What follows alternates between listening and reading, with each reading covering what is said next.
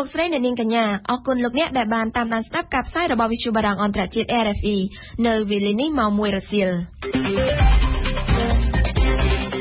កម្មវិធីព័ត៌មានដោយរិទ្ធមូនីកាក្រសួង5ដូររដ្ឋមន្ត្រីនៅថ្ងៃនេះ5ទៀតដូរនៅថ្ងៃស្អែកលោកនាយករដ្ឋមន្ត្រីហ៊ុនសែនសូមឲ្យមន្ត្រីស៊ីវិលនិងយោធាការពារព្រះមហាក្សត្រការប្រឡងឌីប្លូមចាប់ផ្ដើមដំណើរការនៅថ្ងៃនេះមនុស្ស7នាក់បានស្លាប់នៅក្នុងការវាយប្រហារពីក្រុមសកម្មប្រយុទ្ធក្នុងតំបន់កាស្មៀរប្រទេសឥណ្ឌាអាមេរិកចុះហត្ថលេខាលើសន្ធិសញ្ញាគ្រប់គ្រងការជួញដូរសព្វាវុធ RFE មួយថ្ងៃក្រោយកិច្ចប្រជុំគណៈរដ្ឋមន្ត្រីខ្នាតវែងក្រសួងចំនួន5ត្រូវបានប្រារព្ធពិធីផ្ទេរតំណែងដល់រដ្ឋមន្ត្រីថ្មីដែលប្រព្រឹត្តទៅនៅថ្ងៃប្រហ័សនេះគណៈក្រសួង5ទៀតត្រូវធ្វើពិធីនេះនៅថ្ងៃស្អែកនាយករដ្ឋមន្ត្រីហ៊ុនសែនបានធ្វើជាអធិបតីភាពនៃការផ្ទេរតំណែងរដ្ឋមន្ត្រីក្រសួងហិរញ្ញវត្ថុហើយឧបនាយករដ្ឋមន្ត្រី4រូបទៀតចែកគ្នាធ្វើជាអធិបតីភាពតាមក្រសួងចំនួន4ផ្សេងទៀតញឹមសុផារាយការណ៍ពីស្ដារបន្ទាប់ពីកិច្ចប្រជុំគណៈរដ្ឋមន្ត្រីថ្មីជាលើកដំបូងកាលពីថ្ងៃពុធរយៈពេលជាង6ម៉ោងការប្រកាសផ្ទេររដ្ឋមន្ត្រីត្រូវគេរៀបចំធ្វើឡើងយ៉ាងរស់រាន់នៅថ្ងៃប្រហ័សទី26និងថ្ងៃសុក្រទី27ខែកញ្ញាឆ្នាំ2013ក្រសួងចំនួន10ត្រូវបានប្រកាសផ្ទេរតំណែងដល់រដ្ឋមន្ត្រីថ្មីនោះរួមមានក្រសួងសេដ្ឋកិច្ចហិរញ្ញវត្ថុក្រសួងអប់រំយុវជននិងកីឡាក្រសួងសង្គមគិច្ចអតីតយុទ្ធជនក្រសួងពាណិជ្ជកម្មក្រសួងវប្បធម៌និងវិចិត្រសិល្បៈក្រសួងប្រៃសណីនិងទូរគមនាគមន៍ក្រសួងឧស្សាហកម្មនិងធម្មពលក្រសួងបរិស្ថានក្រសួងកសិកម្មរុក្ខាប្រមាញ់និងនេសាទនិងក្រសួងការងារនិងបណ្ដុះបណ្ដាលវិជ្ជាជីវៈក្រៅពីនាយករដ្ឋមន្ត្រីជាអធិបតីនៅក្រសួងហិរញ្ញវត្ថុឧបនាយករដ្ឋមន្ត្រីទាំង9រូបត្រូវចែកគ្នាធ្វើជាអធិបតីនៃការផ្ទេរតំណែងដែលមានរយៈពេល2ថ្ងៃនេះការប្រកាសផ្ទេរតំណែងរដ្ឋមន្ត្រីយ៉ាងប្រញាប់ប្រញាល់នៅពេលនេះត្រូវគេមើលឃើញថាបានធ្វើឡើងដើម្បីឆ្លើយតបទៅនឹងការចង់បានរបស់ប្រមុខរដ្ឋាភិបាលដែលត្រូវការដើម្បីរូតរះបំពេញការងារកែទម្រង់គ្រប់បែបយ៉ាងឲ្យបានទាន់ដើមអាណត្តិការថ្លែងរបស់លោកនាយករដ្ឋមន្ត្រីរយៈពេលវែងកាលពីថ្ងៃពុធត្រូវអ្នកតាមដានសភាពការនយោបាយកម្ពុជាអបអរសាទរផងនិងមានការរិះគន់ផងជាមួយគ្នានេះមេដឹកនាំគណៈបកសង្គ្រោះជាតិកាលពីថ្ងៃពុធបានថ្លែងប្រាប់អ្នកកាសែតថាគណៈបកប្រឆាំងដែលមានសម្លេងនៅក្នុងរដ្ឋសភាមួយនេះមិនទទួលស្គាល់ទាំងរដ្ឋាភិបាលនិងរដ្ឋសភាគណៈដែលការទាមទារឲ្យមានការស៊ើបអង្កេតឯករាជ្យមួយស្ដីពីភាពមិនប្រក្រតីនៃការបោះឆ្នោតនៅតែបន្តនៅក្នុងកិច្ចប្រជុំគណៈរដ្ឋមន្ត្រីដំបូងកាលពីថ្ងៃពុធនោះក៏ជាឱកាសមួយដែលលោកនាយករដ្ឋមន្ត្រីប្រកាសចំហចំពោះរបបរាជានិយមផងដែរប្រមុខរដ្ឋាភិបាលចាស់អាណត្តិថ្មីបានសូមឲ្យរដ្ឋាភិបាលនិងមន្ត្រីពាក់ព័ន្ធទាំងស៊ីវិលនិងប្រដាប់អាវុធចូលរួមការពារព្រះមហាក្សត្រនៅព្រឹកថ្ងៃប្រហ័សនេះលោកទាបាញ់រដ្ឋមន្ត្រីការពារជាតិក៏បានប្រកាសដែរថាកងទ័ពនឹងការពារព្រះមហាក្សត្រនិងការពាររដ្ឋធម្មនុញ្ញប៉ែនបូណារាយការណ៍ពីស្ដាររដ្ឋមន្ត្រីការពារជាតិលោកទាបាញ់បានបញ្ជាក់នៅថ្ងៃប្រហ័សនេះថាកងទ័ពទាំងអស់នឹងការពារព្រះមហាក្សត្រនិងការពាររដ្ឋធម្មនុញ្ញការបញ្ជាក់បែបនេះបានធ្វើឡើងនៅក្នុងពិធីផ្ទេរតំណែងរដ្ឋមន្ត្រីក្រសួងសង្គមគិច្ចនិងបន្ទាប់ពីលោកនាយករដ្ឋមន្ត្រីហ៊ុនសែនបានសុំឲ្យមន្ត្រីរដ្ឋាភិបាលទាំងស៊ីវិលនិងយោធាការពារព្រះមហាក្សត្រនៅចំពោះមុខគណៈរដ្ឋមន្ត្រីថ្មីកាលពីថ្ងៃពុធលោកនាយករដ្ឋមន្ត្រីហ៊ុនសែនបានប្រកាសឲ្យសហការីក្នុងរដ្ឋាភិបាលទាំងស៊ីវិលនិងប្រដាប់អាវុធការពារព្រះមហាក្សត្រនិងរបបរាជានិយមនៅកម្ពុជាមិនឲ្យក្លាយជារបបសាធារណរដ្ឋវិញឡើយការប្រកាសបែបនេះបានធ្វើឡើងបន្ទាប់ពីព្រះមហាក្សត្របានធ្វើជាព្រះរាជអធិបតីនៅក្នុងកិច្ចប្រជុំសភាដំបូងកាលពីថ្ងៃទី23កញ្ញាដែលបានធ្វើឲ្យរដ្ឋសភានិងរដ្ឋាភិបាលរបស់លោកកើតចេញជារូបរាងបើទោះបីជាគណៈបកប្រឆាំងមិនចូលរួមក៏ដោយ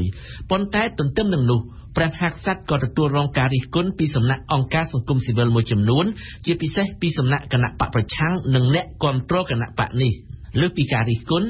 អ្នកលេង Facebook មួយចំនួនក៏បានវាយប្រហារឬក៏រហូតដល់ជាប្រមាថព្រះមហាក្សត្រទៀតផងលោកនាយករដ្ឋមន្ត្រីហ៊ុនសែនបានសម្ដែងការសោកស្ដាយចំពោះបញ្ហានេះហើយបានហៅអ្នកវាយប្រហារព្រះមហាក្សត្រទាំងនោះថាជាសំណល់នៃអ្នកធ្វើរដ្ឋប្រហារទម្លាក់របបរាជានិយមកាលពីខែមិនិនាឆ្នាំ1970ដើម្បីបញ្ជាក់ថារដ្ឋាភិបាលរបស់ខ្លួនជាអ្នកស្មោះស្ម័គ្រដង្ហែតាមព្រះមហាក្សត្រលោកនាយករដ្ឋមន្ត្រីហ៊ុនសែនបានប្រកាសឲ្យដឹងថារដ្ឋាភិបាលថ្មីនឹងចាត់ទុកថ្ងៃ15ខែតុលាជាថ្ងៃកាន់ទុក្ខព្រះបរមរតនកោដ្ឋសម្ដេចព្រះនរោត្តមសីហនុរូបសំណាករបស់ព្រះអង្គដែលមានទីតាំងនៅខាងកើតវិមានឯករាជ្យត្រូវគេគ្រោងនឹងបើកសម្ពោធនៅដើមខែតុលានេះ គួរបញ្ជាក់ថាព្រះមហាក្សត្រខ្មែរដែលជាប្រមុខរដ្ឋអស់មួយជីវិតត្រូវបានការពារដោយរដ្ឋធម្មនុញ្ញថាជាបុគ្គលដែលគ្មានអ្នកណាអាចរំលោភបំពានបានប៉ុន្តែកម្ពុជាគ្មានច្បាប់ដាក់ទោសអ្នកប្រមាថប្រជាស្ដារព្រះមហាក្សត្រដូចជានៅប្រទេសថៃនិងប្រទេសមួយចំនួនទៀតនោះទេចំណែកប្រទេសជាដៃគូកម្ពុជាវិញគិតត្រឹមព្រឹកថ្ងៃទី26កញ្ញាមានប្រមុខរដ្ឋាភិបាលរបស់បណ្ដាប្រទេសជាមិត្តកម្ពុជាដែលរួមមានថៃឡាវរុស្ស៊ីចិនសិង្ហបុរីគុយបានិងនាយករដ្ឋមន្ត្រីវៀតណាមបានសរសេរលិខិតជាបន្តបន្ទាប់អបអរសាទរចំពោះលោកហ៊ុនសែនដែលត្រូវបានតែងតាំងជានាយករដ្ឋមន្ត្រីនៃប្រទេសកម្ពុជាសម្រាប់អាណត្តិទី5នេះនាយករដ្ឋមន្ត្រីនៃបណ្ដាប្រទេសជាមិត្តទាំងនោះក៏បានប្រកាសបន្តពង្រឹងកិច្ចសហប្រតិបត្តិការល្អជាមួយកម្ពុជាផងដែរ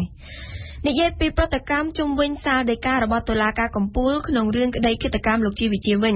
ការិយាល័យសិទ្ធិមនុស្សនៃឧត្តមស្នងការអង្គការសហប្រជាជាតិនិងអង្គការពលកម្មអន្តរជាតិបានប្រកាសស្វាគមន៍សាលដីការបស់តុលាការកំពូលដែលបានបញ្ជាឲ្យដោះលែងលោកប៊ុនសំណាងនិងលោកសុកសំអឿនដែលត្រូវបានកាត់ទោសឲ្យជាប់ពន្ធនាគារម្នាក់20ឆ្នាំក្រោមការចោទប្រកាន់ថាបានសម្លាប់អតីតប្រធានសហជីពលោកជីវវិជាក្រៅពីនេះអង្គការទាំងនោះក៏បានអំពាវនាវឲ្យមានការចាប់ផ្ដើមស៊ើបអង្កេតករណីឃាតកម្មលើរូបលោកជីវវិជាដើម្បីឈានទៅចាប់ខ្លួនឃាតករពិតប្រាកដមកផ្ដន្ទាទោសយើងបញ្ចប់ព័ត៌មានជាតិដោយនិយាយពីការប្រឡងឌីប្លូមក្រោយពីបានចេញសេចក្តីប្រកាសពន្យាលពេលការប្រឡងថ្នាក់ទី9ឬមធ្យមសិក្សាបឋមភូមិពីថ្ងៃទី16កញ្ញាមកថ្ងៃទី26កញ្ញាវិញក្រសួងអប់រំយុវជននិងកីឡាបានចាប់ផ្ដើមដំណើរការប្រឡងមធ្យមសិក្សាបឋមភូមិនេះហើយនៅថ្ងៃប្រហ័សទី26កញ្ញានេះសឿនវឌ្ឍនារាយការណ៍ជូនពិស្ដាដោយការគ្រងទុកក្រសួងអប់រំយុវជននិងកីឡាចាប់ផ្ដើមដំណើរការប្រឡងមធ្យមសិក្សាបឋមភូមិថ្នាក់ទី9នៅថ្ងៃប្រហ័សទី26កញ្ញានេះបន្ទាប់ពីការប្រកាសពន្យាពេលកាលពី10ថ្ងៃមុនលោកជ័យចាបរដ្ឋលេខាធិការក្រសួងអប់រំយុវជននិងកីឡាបានប្រាប់វិទ្យុបារាំងអន្តរជាតិឲ្យដឹងថាហេតុផលនៃការពន្យាពេលនៃការប្រឡងនេះគឺពីព្រោះគណៈបកសង្គ្រោះជាតិបានធ្វើមហាបាតកម្មរយៈពេល3ថ្ងៃថ្ងៃទី15 16និង17កញ្ញាត្រូវចំកាលបរិច្ឆេទប្រឡងដែលក្រសួងអប់រំបានកំណត់តាំងពីដើមឆ្នាំ2013រដ្ឋលេខាធិការក្រសួងអប់រំយុវជននិងកីឡារូបនេះបញ្ជាក់ថាដើម្បីសុវត្ថិភាពសិស្សានុសិស្សនិងកុំឲ្យមាតាបិតាសិស្សមានការព្រួយបារម្ភក្នុងការបញ្ជូនកូនមកប្រឡងក្រសួងអប់រំយុវជននិងកីឡាសម្រាប់ពន្យាពេលការប្រឡងមកថ្ងៃទី26កញ្ញាឆ្នាំ2013នេះគួររំលឹកថាការប្រឡងឌីប្លូមនៅឆ្នាំនេះបេក្ខជនប្រឡងសរុបមានប្រមាណ 126,000 នាក់ប្រហាក់ប្រហែលទៅនឹងបេក្ខជនកាលពីឆ្នាំ2012ដែរបើយោងតាមសេចក្តីប្រកាសព័ត៌មានរបស់ក្រសួងអប់រំយុវជននិងកីឡាកាលពីថ្ងៃទី12កញ្ញាឆ្នាំ2013ក្រសួងនឹងប្រកាសលទ្ធផលនៃការប្រឡងនេះប្រមាណ2សប្តាហ៍បន្ទាប់ពីថ្ងៃប្រឡងយើងផ្ដើមព័ត៌មានអន្តរជាតិនិយាយពីសហរដ្ឋអាមេរិកកាលពីថ្ងៃពុធសហរដ្ឋអាមេរិកបានសុកចិត្តចុះហត្ថលេខាលើសន្ធិសញ្ញាគ្រប់គ្រងការជួញដូរគ្រឿងសព្វាវុធដែលបង្កើតឡើងក្នុងក្របខ័ណ្ឌអង្គការសហប្រជាជាតិហត្ថលេខារបស់សហរដ្ឋអាមេរិកមានអត្ថន័យសំខាន់ពីព្រោះថាអាមេរិកជាប្រទេសនាំចេញគ្រឿងសព្វាវុធច្រើនជាងគេបំផុតលើពិភពលោកសេងឌីណាជូនព័ត៌មានលម្អិតការចុះហត្ថលេខាលើសន្ធិសញ្ញាគ្រប់គ្រងការជួញដូរគ្រឿងសព្វាវុធត្រូវបានធ្វើឡើងដោយលោក John Kerry រដ្ឋមន្ត្រីការបរទេសអាមេរិកនៅក្នុងពិធីចុះហត្ថលេខាដែលរៀបចំធ្វើឡើងនៅក្នុងទីស្នាក់ការអង្គការសហប្រជាជាតិនៅក្នុងទីក្រុងញូវយ៉កសន្ធិសញ្ញាគ្រប់គ្រងការជួញដូរគ្រឿងសព្វាវុធដែលត្រូវបានអនុម័តដោយប្រទេសសមាជិកអង្គការសហប្រជាជាតិកាលពីខែមេសាកន្លងទៅមានគោលដៅបង្កើនដំណាភៀបក្នុងចលនាផ្ទេរគ្រឿងសព្វាវុធដើម្បីធានាថាអាវុធដែលគេជួញដូរនៅក្នុងទីផ្សារអន្តរជាតិមិនធ្លាក់ទៅក្នុងដៃក្រុមភេរវជនឬក្រុមអ ுக ្រិតជនអន្តរជាតិឬក៏ត្រូវគេយកទៅប្រើប្រាស់នៅក្នុងទង្វើរំលោភសិទ្ធិមនុស្សក្នុងការប្រព្រឹត្តអ ுக ្រិតកម្មប្រឆាំងមនុស្សជាតិឬក៏បទប្រល័យពូជសាសន៍គេឃើញថាតម្រាំតែសន្ធិសញ្ញាគ្រប់គ្រងការជួញដូរគ្រឿងសព្វាវុធនេះអាចអនុម័តចេញរួចការចរចាបានអូសបន្លាយពេលយ៉ាងយូរជួបនឹងភាពស្មុគស្មាញជាច្រើននិងត្រូវជាប់គាំងជាច្រើនលើកការដែលរដ្ឋាភិបាលអាមេរិកយកព្រមចុះហត្ថលេខាលើសន្ធិសញ្ញាគ្រប់គ្រងការជួញដូរគ្រឿងសព្វាវុធកាលពីថ្ងៃពុធនេះវាគឺជាជំហានដ៏សំខាន់មួយពីព្រោះថាម្យ៉ាងគេសង្កេតឃើញថានៅអាមេរិកមានចលនាប្រឆាំងខ្លាំងក្លាទៅនឹងសន្ធិសញ្ញានេះដោយសារតែពួកគេខ្លាចថាវាអាចប៉ះពាល់ទៅដល់សិទ្ធិកាន់កាប់អាវុធរបស់ពលរដ្ឋអាមេរិកនៅក្នុងទឹកដីអាមេរិកខ្លួនឯងម្យ៉ាងវិញទៀតអាមេរិកគឺជាប្រទេសដែលលក់អាវុធទៅក្រៅប្រទេសច្រើនជាងគេបង្អស់នៅលើពិភពលោកទីផ្សារគ្រឿងសព្វាវុធប្រមាណជា 30% នៅទូទាំងពិភពលោកគឺគ្រប់គ្រងដោយសហរដ្ឋអាមេរិកដូច្នេះប្រសិនបើគ្មានការចូលរួមពីសំណាក់សហរដ្ឋអាមេរិកទេនោះសន្ធិសញ្ញាគ្រប់គ្រងការជួញដូរគ្រឿងសព្វាវុធក៏មិនសូវជាមានប្រសិទ្ធភាពប៉ុន្មាននោះដែរនៅពេលនេះអាមេរិកបានសុខចិត្តចុះហត្ថលេខាលើសន្ធិសញ្ញានេះក៏ប៉ុន្តែនៅសល់ជំហានមួយដ៏សំខាន់ទៀតគឺការផ្ដល់សច្ចាប័នពីសំណាក់សភាអាមេរិក នៅពេលណាដែលសន្ធិសញ្ញាគ្រប់គ្រងការជួញដូរគ្រឿងសព្វវត្ថុចូលជាធរមានគ្រប់ប្រទេសជាសមាជិកទាំងអស់ទាំងប្រទេសនាំចេញនិងប្រទេសនាំចូលគ្រឿងសព្វវត្ថុនឹងត្រូវមានកាតព្វកិច្ចផ្ដល់ព័ត៌មានដល់អគ្គលេខាធិការដ្ឋានអង្គការសហប្រជាជាតិអំពីបញ្ជីនៃគ្រឿងសព្វវត្ថុដែលជាកម្មវត្ថុនៃការជួញដូរដោយរាប់ចាប់តាំងពីអាវុធធុនស្រាលរហូតទៅដល់រ៉ាត់ក្រោះមីស៊ីលនិងយន្តហោះចម្បាំងអង្គការសហប្រជាជាតិកាលពីថ្ងៃពុធក៏បានផ្ដល់ការដាស់តឿនយ៉ាងខ្លាំងអំពីបញ្ហាក្នុងប្រទេសលីបង់ដែលប្រឈមនឹងវិបត្តិសង្គមប្រសិនបើសហគមន៍អន្តរជាតិមិនជួយដោះស្រាយបញ្ហាជនភៀសខ្លួនស៊ីរីរាប់ម៉ឺនសែននាក់ដែលបានចូលមកប្រទេសលីបង់អង្គការសហប្រជាជាតិនិយាយថាជនភៀសខ្លួនស៊ីរីដែលបានចុះបញ្ជីក្នុងប្រទេសលីបង់បានកើនដល់ 760,000 នាក់ហើយនឹងកើនដល់ 1 លាននាក់នៅដំណាច់ឆ្នាំនេះចំណែករដ្ឋាភិបាលលីបង់បានប៉ាន់ប្រមាណថានៅពេលនេះជនភៀសខ្លួនបានកើនដល់ 1 លាន 2 សែននាក់ហើយបើបូកបញ្ចូលនឹងអ្នកខ្លះដែលមិនទាន់បានចុះបញ្ជីនៅប្រទេសឥណ្ឌាក្រុមសកម្មប្រយុទ្ធដែលបន្លំខ្លួនជាទាហានបានសម្លាប់មនុស្ស 7 នាក់នៅក្នុងការវាយប្រហារលើមូលដ្ឋានប៉ូលីសក្នុងតំបន់ Kashmir នៅព្រឹកព្រលឹមថ្ងៃប្រហ័ននេះប៉ូលីសឲ្យដឹងថាក្នុងចំណោមមនុស្សស្លាប់ 7 នាក់នោះមាន 5 នាក់ជាមន្ត្រីប៉ូលីសតំបន់ Kashmir ជាតំបន់ដែលបែងចែកព្រំប្រទល់ដែលមានជម្លោះរវាងប្រទេសឥណ្ឌានិងប៉ាគីស្ថានក្រុមឧទាមរាប់សិបក្រុមបានវាយប្រហារលើកងកម្លាំងឥណ្ឌាតាំងពីឆ្នាំ 1989 ដើម្បីទាមទារដាក់បញ្ចូលតំបន់ជម្លោះនោះទៅក្នុងប្រទេសប៉ាគីស្ថាននិយាយពីទំនាក់ទំនងប្រទេសទាំងពីរគឺឥណ្ឌានិងប៉ាគីស្ថាននេះនាយករដ្ឋមន្ត្រីឥណ្ឌាម៉ាន់ម៉ូហាន់ស៊ីងបានប្រកាសកាលពីព្រឹកថ្ងៃពុធម្សិលមិញនេះថាលោកនឹងជួបពិភាក្សាគ្នាជាមួយសមាភិកីប៉ាគីស្ថានគឺលោក Nawaz Sharif នៅចុងសប្តាហ៍នេះនៅក្រុងញូវយ៉កសហរដ្ឋអាមេរិកនៅក្រៅមហាសន្និបាតរបស់អង្គការសហប្រជាជាតិគិតចាប់ពីឆ្នាំ 2010 មកនេះជាលើកទី 1 ហើយដែលមេដឹកនាំកម្ពុជានៃរដ្ឋាភិបាលឥណ្ឌានិងប៉ាគីស្ថានត្រូវជួបគ្នាជាថ្មីម្ដងទៀតតើមេដឹកនាំជិតខាងទាំងពីរនឹងពិភាក្សាអំពីអ្វីព្រមស៊ុនស៊ូលេណារីកាពីស្ដានាយករដ្ឋមន្ត្រីឥណ្ឌាម៉ាន់ម៉ូហាន់ស៊ីងបានប្រកាសនៅជំនួបជាមួយនាយករដ្ឋមន្ត្រីប៉ាគីស្ថាននេះកាលពីព្រឹកថ្ងៃពុធម្សិលមិញមុននឹងលោកឡើងយន្តហោះធ្វើដំណើរទៅចូលរួមមហាសន្និបាតអង្គការសហប្រជាជាតិនៅក្រុងញូវយ៉កជំនួបរវាងនាយករដ្ឋមន្ត្រីឥណ្ឌានិងប៉ាគីស្ថាននៅចុងសប្តាហ៍នេះផ្ដោតសំខាន់ទៅលើបញ្ហាតំបន់ជម្លោះកាಶ್មៀរបន្ទាប់ពីទទួលបានឯករាជ្យពីអាណានិគមអង់គ្លេសក្នុងឆ្នាំ 1947 មកឥណ្ឌានិងប៉ាគីស្ថានធ្លាប់ធ្វើសង្គ្រាមរឿងតំបន់កាಶ್មៀរនេះ2 ដងរួចមកហើយបានសម្រេចបាននូវបទឈប់បាញ់មួយក្នុងឆ្នាំ 2003 ប៉ុន្តែប្រទេសទាំងពីរមិនដែលបានគោរពបទឈប់បាញ់នេះទេគណៈបកប្រឆាំងឥណ្ឌាមិនបានពេញចិត្តនឹងជំនួបរវាងមេដឹកនាំកម្ពុជាទាំងពីរដែលនឹងធ្វើឡើងនៅចុងសប្តាហ៍នេះទេព្រោះថាចាប់តាំងពីដើមខែសីហាមកទាហានឥណ្ឌា 5 នាក់បានបាត់បង់ជីវិតនៅក្នុងការពួនស្ទាក់របស់កងទ័ពនៅតាមព្រំដែនរវាងប្រទេសទាំងពីរឥណ្ឌាតែងតែចោទប៉ាគីស្ថានថាជាអ្នកបង្កហេតុការណ៍ទាំងអស់នេះគណៈបកប្រឆាំងឥណ្ឌាបានលើកឡើងថាការពិភាក្សានឹងអំពើភេរវកម្មមិនអាចដំណើរការទៅបានទន្ទឹមគ្នានោះទេគូរំលឹកថាដោយសារតែហេតុការណ៍បាញ់ប្រហារគ្នារវាងឥណ្ឌានិងប៉ាគីស្ថាននៅតាមព្រំដែនក្នុងតំបន់កាಶ್មៀរនេះហើយទើបបានជាការពិភាក្សាស្វែងរកសន្តិភាពរវាងប្រទេសទាំងពីរដែលបានក្រុងធ្វើនៅចុងខែសីហាកន្លងទៅត្រូវបានព្យួរចោលទៅវិញទោះជាមានសម្ពាធពីបកប្រឆាំងនិងពីការបោះឆ្នោតសភាក្នុងឆ្នាំ 2014 ខាងមុខក្តីនាយករដ្ឋមន្ត្រីឥណ្ឌាបានសម្រេចចាប់ដៃនាយករដ្ឋមន្ត្រីប៉ាគីស្ថាន Nawaz Sharif ឡើងវិញនេះក៏ប្រហែលមកពីនាយករដ្ឋមន្ត្រីប៉ាគីស្ថានដែលទើបតែបានជាប់ឆ្នោតកាលពីខែឧសភានោះបានបង្ហាញនូវគោលជំហរមុតមមក្នុងការបន្ធូរបន្ថយភាពតានតឹងជាមួយឥណ្ឌាផងដែរ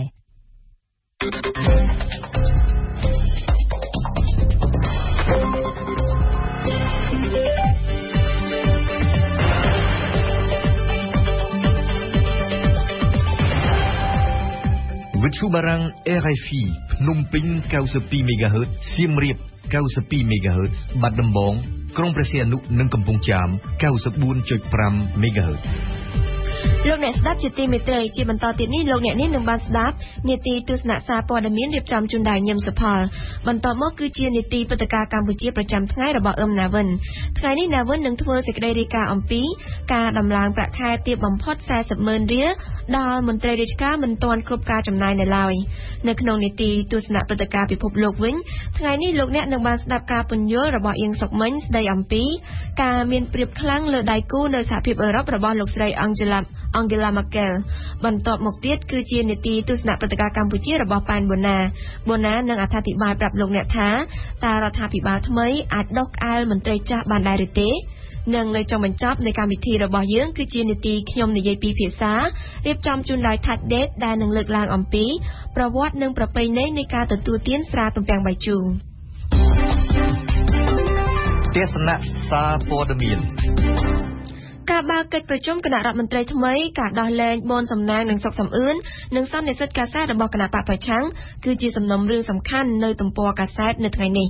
តើកាសែតណាបានបញ្ចេញទស្សនៈយ៉ាងដូចម្តេចខ្លះទៅលើសំណុំរឿងទាំងនេះយើងស្ដាប់ការអធិប្បាយរបស់ញឹមសុផល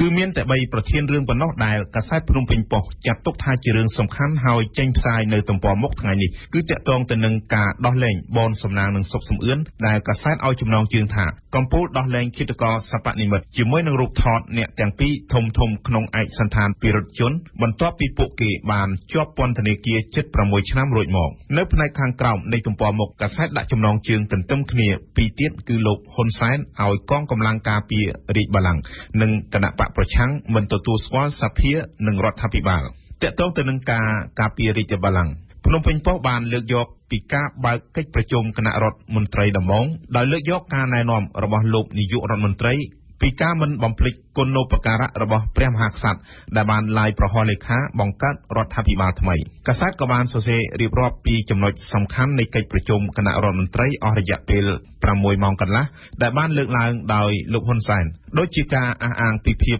ស្របច្បាប់របស់រដ្ឋសភានិងរដ្ឋាភិបាលការព្រមានធ្វើឲ្យលេចធ្លាយសម្លេងចរចាគ្នារវាងគណៈបកប្រជាជនកម្ពុជានិងគណៈបកសង្គ្រោះជាតិតាក់ទងទៅនឹងពាក្យពេចន៍នានារបស់មេដឹកនាំគណៈបកប្រឆាំងលើពីនេះកាសែតក៏បានរៀបរាប់សង្ខេបពីកំណែទម្រង់ផ្សេងៗរបស់ប្រមុខរដ្ឋាភិបាលអាណត្តិថ្មីរួមមានប្រព័ន្ធយុត្តិធម៌តុលាការហេដ្ឋារចនាសម្ព័ន្ធទឹកភ្លើងធនធានមនុស្សការប្រឆាំងអំពើពុករលួយសាច់ញាតិនិយមនៅក្នុងក្រសួងការចាប់ផ្ដើមវេទិកាសាធារណៈជាមួយនឹងមន្ត្រីថ្នាក់ក្រោមនិងប្រជាជនការផ្ដោតទៅលើប្រាក់បៀវត្សមន្ត្រីរាជការនិងបញ្ហាអភិបាលកិច្ចដទៃទៀតកិច្ចប្រជុំគណៈរដ្ឋមន្ត្រីស្ទើរពេញមួយថ្ងៃដូច្នេះក៏ត្រូវបានចុះផ្សាយនៅទំព័រមុខរបស់កាសែតរស្មីកម្ពុជាផងដែរជាមួយនឹងចំណងជើងនាយករដ្ឋមន្ត្រីប្រមានគណៈរដ្ឋមន្ត្រីពីអរិយាប័ត្រដែលប្រជាជនស្អប់រស្មីកម្ពុជាដែលបន្តកាន់ជើងរដ្ឋាភិបាលអាណត្តិថ្មីនោះកាសែតបានលើកយកការប្រមានរបស់លោកហ៊ុនសែនទៅលើមន្ត្រីរបស់លោកចាប់តាំងពីថ្នាក់ជាតិរហូតទៅដល់ថ្នាក់ក្រោមជាតិឲ្យផ្លាស់ប្ដូរអរិយាប័ត្ររបស់ខ្លួនជាបន្ទាន់បើពុំនោះទេនឹងប្រឈមការដកហូតពីតំណែងកាសែតបានបន្ថែមមួយទំព័រក្នុងទៀតដែលជាការសង្ខេបខ្លឹមសារនៃកិច្ចប្រជុំគណៈរដ្ឋមន្ត្រីថ្មីកាលពីម្សិលមិញដោយលើកឡើងពីការណែនាំរបស់លោកនាយករដ្ឋមន្ត្រីឲ្យពិចារណាទៅលើភាសាចំនួន4ទី1ត្រូវឆ្លុះកញ្ចក់មើលខ្លួនឯងទី2ត្រូវងូតទឹកសម្អាតខ្លួនទី3ត្រូវដុសក្អែលចេញពេលងូតទឹកនោះនិងទី4ត្រូវព្យាបាលជំងឺបើមានជំងឺតាមរយៈរស្មីកម្ពុជាលោកនាយករដ្ឋមន្ត្រីក៏បានលើកយកពីភាពក្រអឺតក្រទមរបស់មន្ត្រីថ្នាក់ខ្ពស់និងអាជ្ញាធរដែលធ្វើឲ្យមន្ត្រីថ្នាក់ក្រោមនិងប្រជាជនបាក់ទឹកចិត្តសំណេរបន្តទៀតរបស់រស្មីកម្ពុជាលើប្រធានបទនេះមិនខុសគ្នាពីកាសែតភ្នំពេញប៉ុស្តិ៍នោះទេគឺសុទ្ធសឹងលើកយកពីការរិះគន់របស់ប្រមុខរដ្ឋាភិបាលអាណត្តិថ្មីទៅលើភាពអសកម្មឆ្គាំឆ្គងរបស់មន្ត្រីគ្រប់កម្រិតដែលចាំបាច់ត្រូវតែមានការកែតម្រូវនិងផ្លាស់ប្ដូរចេញនៅក្នុងអាណត្តិនេះដោយឡែកប្រធានបទដូចគ្នានេះប្រហែលជាមិនត្រូវបានចាប់អារម្មណ៍ជាចម្បងពីកាសែត The Cambodia Daily ទេដោយនៅលើទំព័រមុខរបស់កាសែតថ្ងៃនេះមិនបានឡើងចំណងជើងនឹងអត្ថបទស្ដីពីកិច្ចប្រជុំគណៈរដ្ឋមន្ត្រីថ្មីដំបូងក៏ប៉ុន្តែមិនដូច្នោះទេការចុះផ្សាយគឺមានដូចគ្នាគ្រាន់តែរុញទៅទំព័រទី5ទៅវិញក្រុមចំណងជើងថាការថ្លែងសន្ទរកថាជាង6ម៉ោងរបស់លោកហ៊ុនសែនត្រូវអ្នកទស្សនាសម្ដែងការធុញទ្រាន់Cambodia Daily បានសរសេរពីការបំបែកឯកតកម្មនៃការថ្លែងសន្ទរកថាពី5ម៉ោងកាលពីឆ្នាំមុនទៅជាង6ម៉ោងនៅឆ្នាំនេះទាក់ទងទៅនឹងកំណែទម្រង់រដ្ឋាភិបាលកាសែតក៏បានលើកយកការសម្ភាសជាមួយនឹងប្រជាពលរដ្ឋមួយចំនួនមកផ្សាយដោយថានេះមិនមែនជាលើកទី1ទេដែលលោកនាយករដ្ឋមន្ត្រីបានថ្លែងជាមួយនឹងពាក្យរិះគន់ថាជារឿងច្រំដែលហើយអ្វីដែលលោកបានសន្យាពីមុនមកនោះលោកនាយករដ្ឋមន្ត្រីមិនទាន់ធ្វើបាននៅឡើយទស្សនៈផ្សេងទៀតដែល Cambodia Daily បានស្រង់យកមកផ្សាយឲ្យដឹងថាការថ្លែងតាមទូរទស្សន៍ទូទាំងប្រទេសនេះគឺជាការប្រមូលការគាំទ្រចំពោះសេចក្តីសម្រេចរបស់គណៈបកប្រជាជនក្នុងការបង្កើតរដ្ឋាភិបាលឯកបកសម្ដីរិះគន់ធ្ងន់ធ្ងរក៏ត្រូវបានផ្សាយតាមកាសែតផងដែរប្រឆាំងទៅនឹងការថ្លែងជាច្រើនហត់របស់លោកហ៊ុនសែនតាក់ទងទៅនឹងការប្រឆាំងអំពើពុករលួយកាសែតក៏បានលើកយកសម្ដីមហាជនដែលបានថ្លែងថា គេមិនជឿថានឹងអាចលុបបំបាត់បានទេប្រសិនបើគ្មានការត្រួតពិនិត្យនិងតាមដានពីបកប្រឆាំងនោះវាមិនអាចទៅរួចទេគឺគ្រាន់តែជាឆាកល្ខោនប៉ុណ្ណោះដោយសារតែជាការកែតម្រង់ជាមួយនឹងមនុស្សដដែលនេះបើតាម Cambodia Daily ងាកទៅមើលកាសែតកោះសន្តិភាពវិញកាសែតក៏បានចាប់អារម្មណ៍ផងដែរលើប្រធានបទនៃកិច្ចប្រជុំគណៈរដ្ឋមន្ត្រីដំបូងនេះក៏ប៉ុន្តែចំណងជើងគួរឲ្យចង់អានមួយទៀតក៏ត្រូវបង្ហាញដែរនៅទំព័រមុខគឺបកប្រឆាំងទាមទារតុល្យភាពអំណាចចង់កាន់កាប់ស្ថាប័ននីតិបញ្ញត្តិកោះសន្តិភាពបានលើកយកការថ្លែងរបស់មេបកប្រឆាំងទាំងពីរអំពីជំហររបស់គណៈបកនេះគឺស្វែងរកយុត្តិធម៌ជូនម្ចាស់ឆ្នោតនិងទាមទារឲ្យបង្កើតគណៈកម្មការឯករាជ្យមួយដើម្បីស៊ើបអង្កេតភាពមិនប្រក្រតីនៃការបោះឆ្នោតលោកសំរងស៊ីត្រូវកោះសន្តិភាពសងសម្ដីថាការប្រជុំសភាថ្ងៃ23-24 កញ្ញាជារដ្ឋប្រហារធម្មនុញ្ញនិងជាការលួចប្លន់អំណាចពីប្រជាពលរដ្ឋម្ចាស់ឆ្នោតកាសែតក៏បានលើកយកការអះអាងពីមេបកប្រឆាំងពីការចង់ឲ្យមានតុល្យភាពអំណាចបន្ទាប់ពីអ្នកកាសែតចុចសួរអំពីលទ្ធផលនៃកិច្ចប្រជុំពីរលើកកន្លងមកជាមួយនឹងគណៈបកប្រជាជនដោយគណៈបកសង្គ្រោះជាតិបានទាមទារតំណែងប្រធានសភាលើពីនេះកោះសន្តិភាពក៏បានលើកយកការឆ្លើយតបរបស់លោកនាយករដ្ឋមន្ត្រីកាលពីម្សិលមិញថាលោកនៅតែរក្សាជំហរផ្ដល់ឲ្យគណៈបកប្រឆាំងនៅជំរឿសអនុប្រធានសភាទី1ឬទី2បូកនឹងប្រធានគណៈកម្មការ4និងអនុគណៈកម្មការ5ព័ត៌មានថ្មីប្លែកស៊ីជម្រៅមាននៅវិទ្យុបារាំង AIC អរគុណសុផលដែលបានដកស្រង់ទស្សនៈសារព័ត៌មានសំខាន់លើទំព័រកាសែតខ្មែរចេញផ្សាយនៅថ្ងៃប្រហ័សនេះព្រឹត្តិការណ៍កម្ពុជាប្រចាំថ្ងៃ នៅក្នុងកិច្ចប្រជុំដំបូងរបស់គណៈរដ្ឋមន្ត្រីថ្មីកាលពីថ្ងៃពុធម្សិលមិញលោកនាយករដ្ឋមន្ត្រីហ៊ុនសែនបានប្រកាសពីកម្មវិធីនយោបាយដែលមានលក្ខណៈការទម្រង់ស៊ីជម្រៅលើគ្រប់វិស័យក្នុងការដឹកនាំប្រទេស5ឆ្នាំទៅមុខក្នុងនោះក៏មានការដំឡើងប្រាក់ខែដល់មន្ត្រីរាជការផងដែរចាប់ពីឆ្នាំ2014ទៅរដ្ឋាភិបាលថ្មីនឹងដំឡើងប្រាក់ខែដល់បុគ្គលិករដ្ឋឲ្យបានទាបបំផុត 40,000 រៀលក្នុងមួយខែ